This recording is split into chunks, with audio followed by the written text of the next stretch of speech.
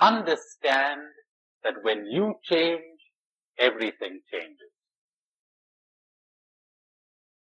That still leaves us with the big question, how do I change? Do I do anything to change myself? I'm going to leave that for a little later. Let me give you a 2-minute exercise, give you a little discussion, field a few questions because I've done so much talking this morning. Then we'll move on to, do I do anything to change myself? Got a big surprise for you. Lots of good news. Even better news. You don't have to do anything. The more you do, the worse it gets. All you have to do is understand. What you understand will change. Will always change. But more about that later, after this little exercise. This sounds like a commercial almost, doesn't it? Now, let's try this one. Get in touch with yourself for a few seconds. Become aware of your presence in this room. Become aware of the kind of thoughts that are going on within you.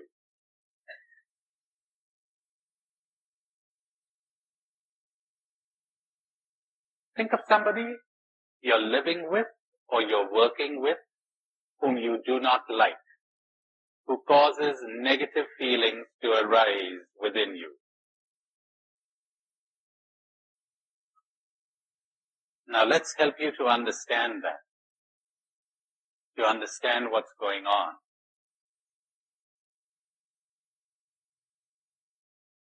The first thing you need to understand is that the negative feeling is in you. You are responsible for the negative feeling, not the other person. Somebody else in your place would be perfectly calm and at ease in the presence of this person. Wouldn't be affected. You are.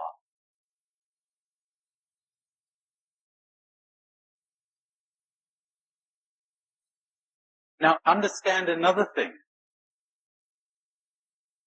You're making a demand there. You have an expectation of this person. Can you get in touch with that?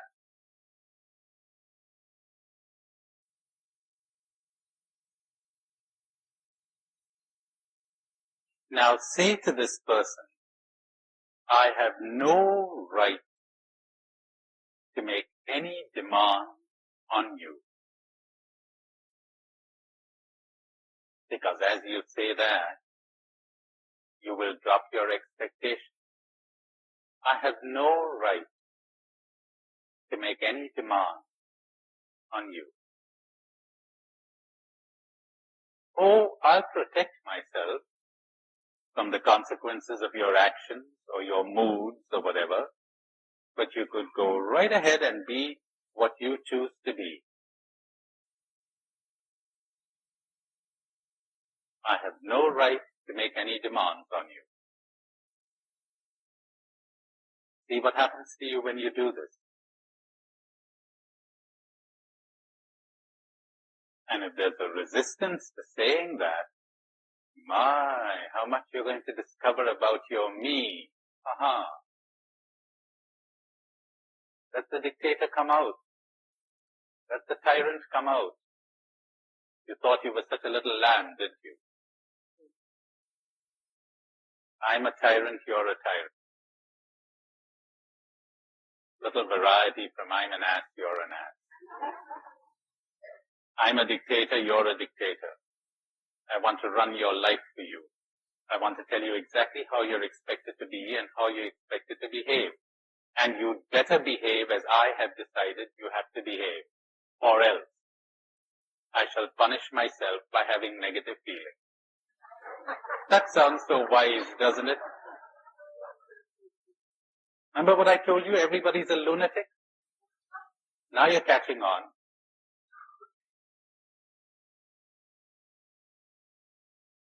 Okay, give it a few seconds more, and we'll call a halt to the exercise.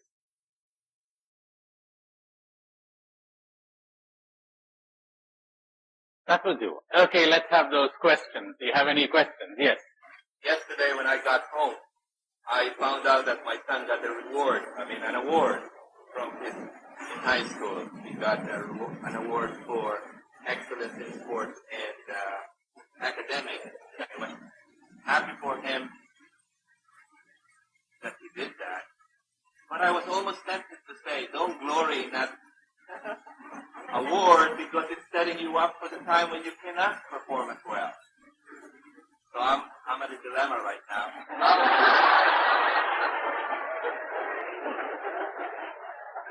How am I to prevent the same thing happening to him that is happening to me without bursting the bubble at this time? Hopefully he'll learn as you yourself grow in wisdom.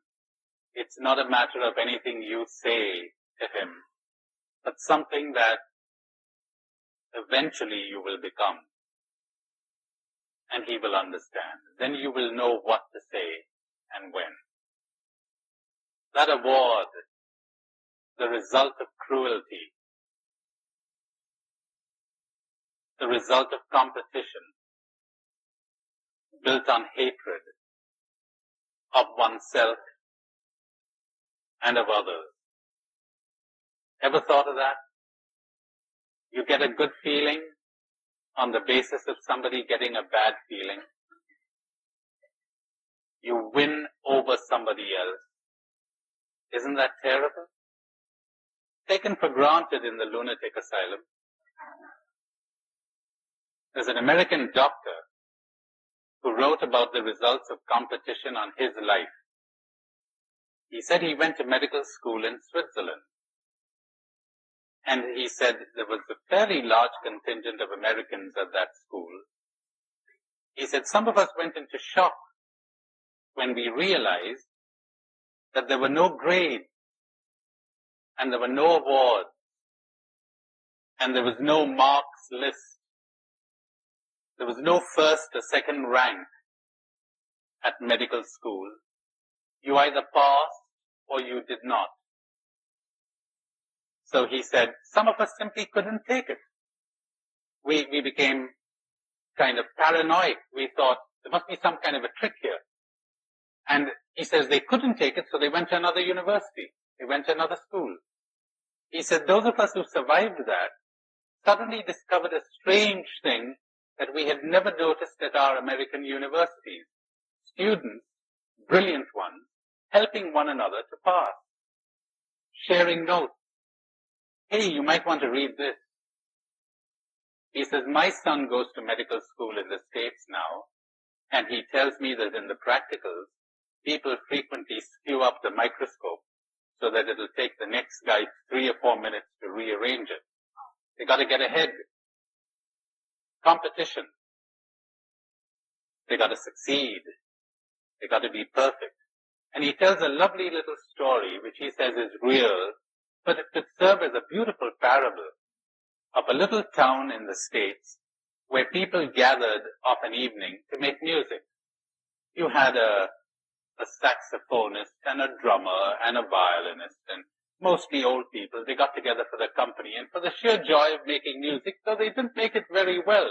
Why do you have to do things well?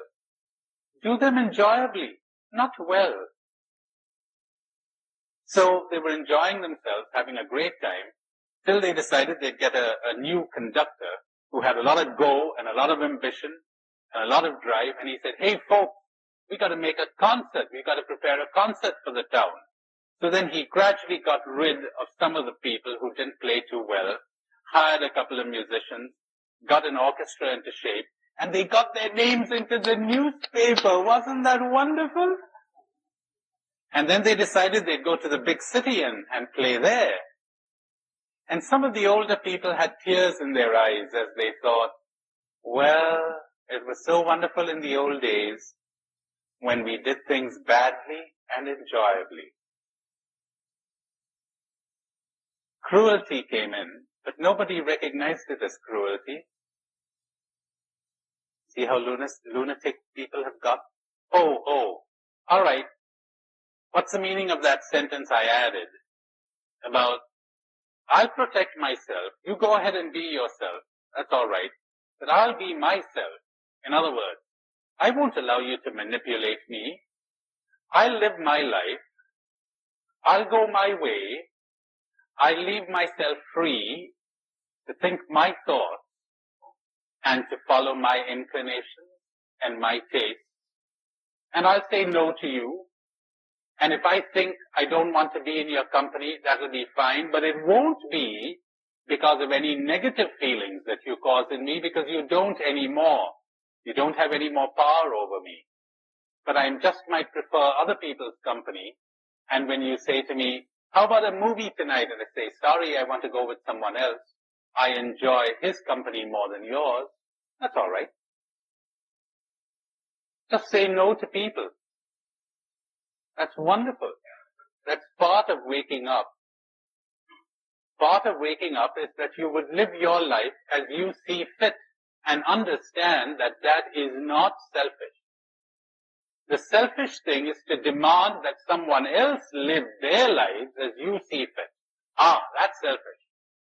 That's a big sentence to take in a few minutes. You probably need a whole day for that. It is not selfish to live your life as you see fit. The selfishness lies in demanding that someone else live their life to suit your taste, or your pride, or your profit, or your pleasure. That is selfish indeed. So, I'll protect myself. I don't feel obligated to be with you. I don't feel obligated to say yes to you. If I find that your company is pleasant, fine, I'll enjoy it without clinging to it. And I no longer avoid you because of any negative feelings you create. You don't have that power anymore. Many other hands going up. Yes, John. I'm beginning to wonder if it's possible for a fully awake divide. And I'm realizing that if I, run into you a year from now in Paris, and I say, oh, Tony, what a surprise to meet you. I'm excited, but I'm also realize I'm excited because maybe where I can get something to be with you, and it's all this thing there. But I'm wondering if an enlightened person can be surprised or does what another is. Well, it all depends on what you mean by surprise. When you don't expect something and it happens, you feel surprised. But I think what you're describing there, John, is a thrill. Would you be thrilled? I doubt it. You wouldn't want drugs anymore. You lose your taste for them. Every minute is so enjoyable that you wouldn't go in for kicks. You know the way some people just don't have a taste for drugs. Others do. How would you describe a surprise as thrill? Oh, surprise means, I didn't expect that today's session would be cancelled. It was, I'm surprised. As Webster is reported to have said to his wife, I think she said, she caught him kissing the maid. And she said she was very surprised. Now, Webster, who was a stickler for using words accurately, understandably, he wrote a dictionary. He said, no, my dear, I am surprised. You are astonished. Yes. How many people are asking questions about what will happen when we wake up? Why bother? Let's wake up. Does it matter to you so much that you be awakened? That's awful. You know what you're going to do now? You're going to make that a goal. And you're going to be determined to get there. And you're going to say, I refuse to be happy until I'm awakened. So, it's okay to be the way you are and be aware of the way you are, because awareness is happiness. But you won't understand that right now, probably. And you'll understand that you reacted so quickly because you were not aware. And you'll understand that there are times when you react even in awareness, but as awareness grows, you react less and you act more. You come less from here and more from here. And it really doesn't matter. You know, there's the story of a disciple who says to his guru that he's going to go to some place and meditate and hopefully attain enlightenment. So he sends him a note every 6 months to report the progress that he's making. And the first report says, now I understand what it means to lose the self. The guru tore that up and threw it in the waste paper basket. Then he gets another report after 6 months which says, now I have attained to sensitivity to all beings, torn up. Then another report says, now I understand the secret of the one in the many, torn up. And so it goes on for years until finally no reports come in. No more reports. So the guru becomes curious, and one day when there's a traveler going by that side, he says to him, why don't you find out what happened to that guy? And he gets a note from the guy saying, what does it matter? And when the guru gets that, he says, no, he made it! He made it! He made it! He got it! He got it. You know the one about the soldier who on a battlefield would drop his rifle and pick up a scrap of paper and look at it, and then he would let it fall from his hands. It would flutter to the ground. And then he'd go somewhere else and pick up a scrap of paper and let it fall to the ground. And they said, this man's exposing himself to death. He needs help. So they put him in hospital. They get the best psychiatrist to work on him, but it seems to have no effect. He wanders around the wards. He picks up scraps of paper. He looks at them idly, lets them flutter to the ground. In the end, they say, we got to discharge this guy. We got to discharge him. So they call him in and they give him a certificate kind of discharging him. And he picks it up idly, looks at it, he says, this is it! This is it! That's right. What does it matter? So, begin to be aware of your present condition, whatever that condition is. Stop being a dictator. I'll have to talk about that this afternoon, and trying to push yourself anywhere. And someday you will understand how, in that awareness, you have attained it, but you didn't know it. But that will come gradually.